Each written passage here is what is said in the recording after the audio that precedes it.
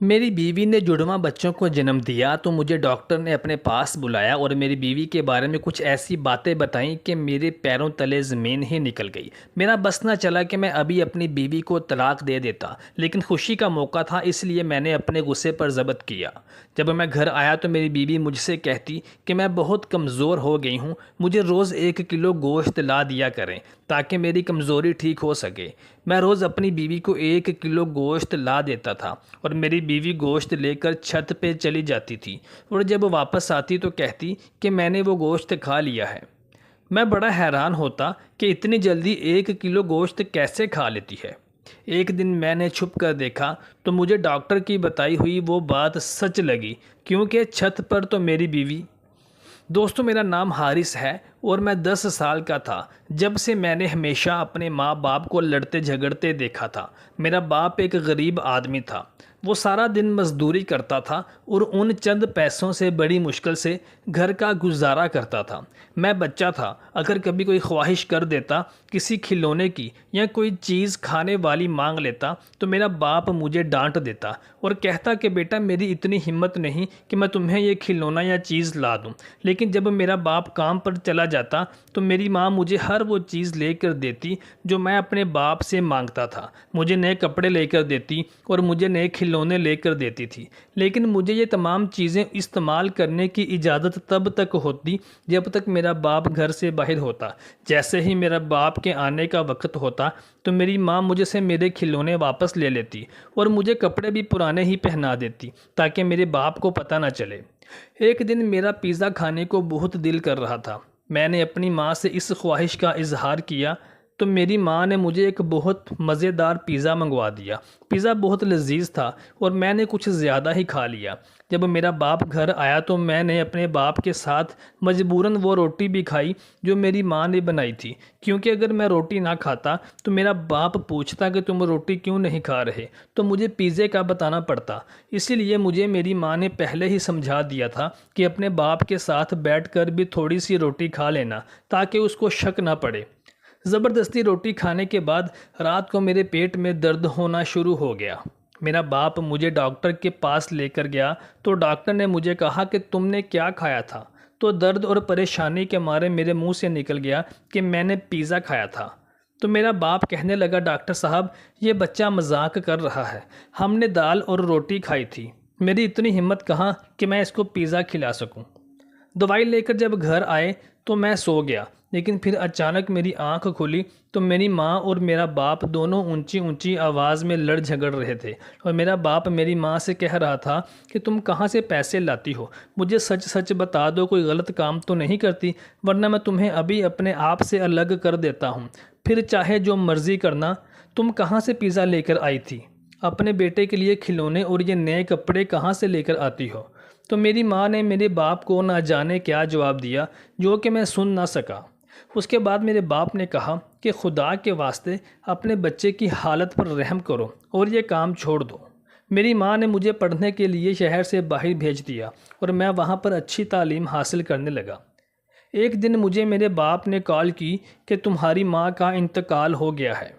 میرے پیروں تلے سے جیسے زمین ہی نکل گئی کہ اچھی بلی میری ماں تھی، اچانک اس کو کیا ہو گیا۔ میں گھر آیا تو میری ماں کا جنازہ تیار تھا، میں پھوٹ پھوٹ کر رونے لگا۔ ابھی میری ماں کی عمر ہی اتنی زیادہ نہیں تھی کہ وہ چل بسی۔ بس میں نے اپنے باپ سے پوچھا کہ میری ماں کو کیا ہوا تو میرے باپ نے مجھے جواب دیا کہ پتہ نہیں، رات کو اچھی بھلی سوئی تھی، صبح جگایا تو اٹھی ہی نہیں اور پتہ چلا کہ اس کا انتقال ہو چکا ہے۔ مجھ کو صبر نہیں آ رہا تھا۔ میری ماں مجھے بہت پیار کرتی تھی، میرے لیے ہر خواہش پوری کرتی تھی، وہی تو مجھے تعلیم دلوا رہی تھی۔ ماں کے انتقال کے بعد میں اپنی تعلیم کو جاری نہ رکھ سکا اور اپنے گھر میں ہی رہنے لگا، ہر وقت گمسم سا رہتا تھا، چھوٹا موٹا کام کرتا تھا۔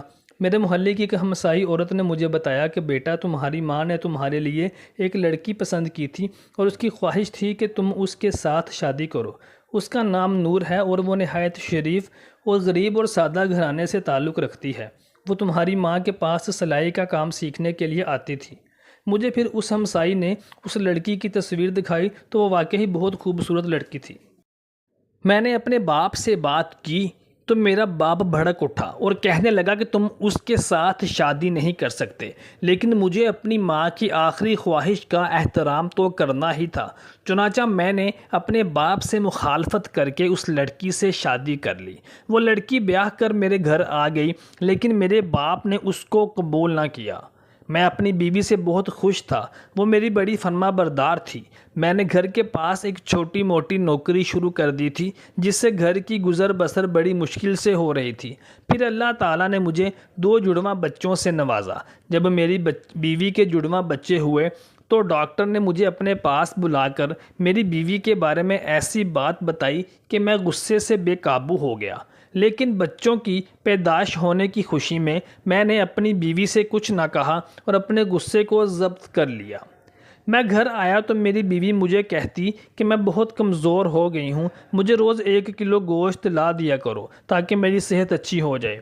وہ اس گوشت کو چھت پہ لے جاتی اور خالی ہاتھ واپس آتی تو کہتی کہ میں نے گوشت کھا لیا ہے۔ مجھے اپنی بیوی پر شک ہونے لگا تھا۔ میرے دونوں بیٹوں میں سے ایک بیٹا اچانک بیمار پڑ گیا۔ ہم نے کافی دوا دارو کیا، لیکن وہ جان بر نہ ہو سکا اور اللہ کو پیارا ہو گیا۔ میری بیوی بے حال ہو گئی، مجھے بھی صبر نہیں آتا تھا، لیکن پھر اللہ تعالیٰ نے ہمیں صبر دے دیا اور ہم اپنے دوسرے بیٹے کو بہت لاڈ پیار دینے لگے۔ ایک رات پچھلے پہر میری آنکھ کھلی تو میرا بیٹا بہت رو رہا تھا۔ میں نے بستر پر دیکھا تو میری بیوی موجود نہیں تھی۔ میں بستر سے باہر نکلا تو مجھے چھت کے اوپر سے کسی کے باتیں کرنے کی آواز آ رہی تھی۔ میں چھت کے اوپر چلا گیا تو دیکھا کہ میری بیوی سیڑھیوں کی طرف ہی واپس آ رہی تھی۔ میں نے پوچھا تم کہاں تھی تو کہنے لگی کہ کمرے میں بہت گرمی تھی، میرا دل گھبرا رہا تھا، اس لیے چھت پر ہوا کھانے کے لیے آ گئی تھی۔ اس رات گرمی تو واقعی بہت زیادہ تھی، اس لیے میں نے اپنی بیوی سے زیادہ سوال و جوابات نہ کیے۔ لیکن کچھ دن بعد میں نے دوبارہ دیکھا تو میری بیوی چھت سے ہی واپس آ رہی تھی۔ اگلی رات کو میں نے سونے کا ڈرامہ کیا۔ میری بیوی نے جب دیکھا کہ میں سو رہا ہوں تو وہ چپکے سے اٹھی اور چھت کی طرف جانے لگی۔ میں بھی اس کے پیچھے چل پڑا۔ میں چھپ چھپ کر دیکھ رہا تھا۔ میری بیوی نے چھت پر پڑے ہوئے کچھ پرانے سامان اور کباڑ کے اندر ہاتھ ڈال کر نہ جانے کیا کیا اور تھوڑی ہی دیر میں واپس آنے لگی تو میں جلدی سے واپس آ کر اپنے بستر پر لیٹ گیا۔ صبح جب میری بیوی سبزی اور سامان وغیرہ لینے کے لیے بازار گئی تو میں چھت پر جا پہنچا۔ وہاں جا کر دیکھا تو ایک پرانا سا پنجرا پڑا ہوا تھا، جس کے نیچے ایک سیاہ نیلی آنکھوں والی بلی تھی جو مجھے آنکھیں پھاڑ پھاڑ کر دیکھ رہی تھی، اور اس کے پاس ہی پلیٹ میں وہی گوشت پڑا ہوا تھا جو روز میں اپنی بیوی کو لا کر دیتا ہوتا تھا۔ میں ابھی کچھ سوچ ہی رہا تھا کہ ایک مضبوط گرفت نے میرا کندھا پکڑ لیا۔ میں نے پیچھے مڑ کر دیکھا تو وہ میرا باپ تھا۔ میرا باپ مجھے کہنے لگا کہ میں تمہیں بتانا ہی چاہتا تھا، لیکن چلو اچھا ہوا کہ تم نے خود ہی دیکھ لیا۔ اصل میں تمہاری بیوی کالا جادو کرتی ہے، اس کے لیے کالی بلی کو پالنا پڑتا ہے اور 40 راتوں تک قبرستان جا کر اس بلی کے لیے چلہ کاٹنا پڑتا ہے۔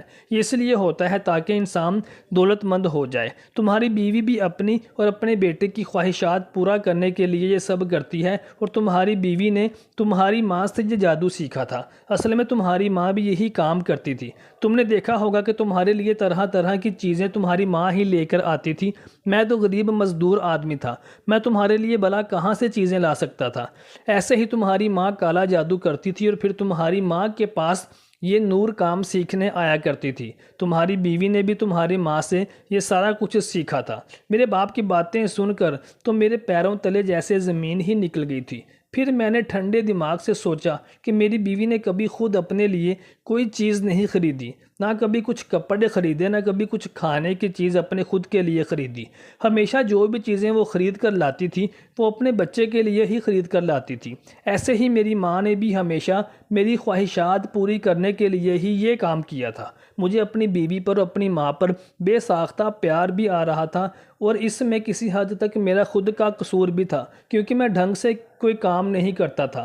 جہاں پر کام کرتا تھا وہاں سے اتنی تنخواہ نہیں ملتی تھی کہ 2 وقت کا کھانا ہی بڑی مشکل سے پورا ہوتا تھا۔ جب میری بیوی حاملہ ہوئی تو ڈاکٹر نے اسے کہا کہ تم اچھی خوراک کھاؤ ورنہ بچوں پر اثر پڑے گا، تو میری بیوی نے ڈاکٹر کو روتے ہوئے بتا دیا تھا کہ میرا شوہر ڈھنگ سے کوئی کام ملازمت نہیں کرتا، میں کہاں سے اچھا کھانا کھاؤں، اچھی خوراک کھاؤں۔ اسی لیے ڈاکٹر نے مجھے بلا کر سمجھایا تھا تو مجھے اپنی بیوی پر بہت زیادہ غصہ آیا تھا۔ اب میں نے تہیہ بھی کر لیا تھا کہ میں اچھی جگہ پر نوکری کروں گا اور اپنی بیوی کو ایسا کام کرنے کی نوبت ہی نہیں آنے دوں گا۔ دن رات محنت کر کے اس کی اور اس کے بچے کی تمام خواہشات میں خود پوری کروں گا تاکہ میری بیوی اس کام سے مکمل طور پر آزاد ہو جائے۔ چنانچہ جب میری بیوی بازار سے آئی تو میں نے اس کو بٹھا لیا اور اس کو ساری بات بتائی تو اس نے شرم سے روتے ہوئے سر جھکا لیا، اور میں نے بھی اپنا سر جھکا لیا اور روتے ہوئے اپنی بیوی سے معافی مانگی اور کہا کہ میں ہمیشہ تمہاری اور تمہارے بیٹے کی خواہشات کو پورا کرنے کی پوری کوشش کروں گا اور دن رات محنت سے کام کروں گا۔ چنانچہ میں نے پرانی نوکری چھوڑ دی جہاں پر تنخواہ بہت کم تھی اور ایک نئی جگہ پر نوکری کر لی جہاں پر کام تھوڑا مشکل تھا لیکن تنخواہ بہت اچھی تھی، اور میں نے تھوڑے ہی دنوں میں وہاں پر محنت مزدوری کر کے اپنا اچھا مقام حاصل کر لیا، اور اب میں اور اپنی بیوی اور اپنے بچے کی خواہشات خود پوری کر سکتا ہوں، اور میری بیوی نے بھی ہمیشہ کے لیے اس کام سے توبہ کر لی ہے۔ محترم دوستو، امید کرتے ہیں کہ آپ کو ہماری آج کی ویڈیو پسند آئی ہوگی۔ برائے مہربانی ہمارے چینل کو سبسکرائب ضرور کیجیے گا اور بیل آئیکن بٹن کو بھی دبا دیجیے گا۔ بہت شکریہ۔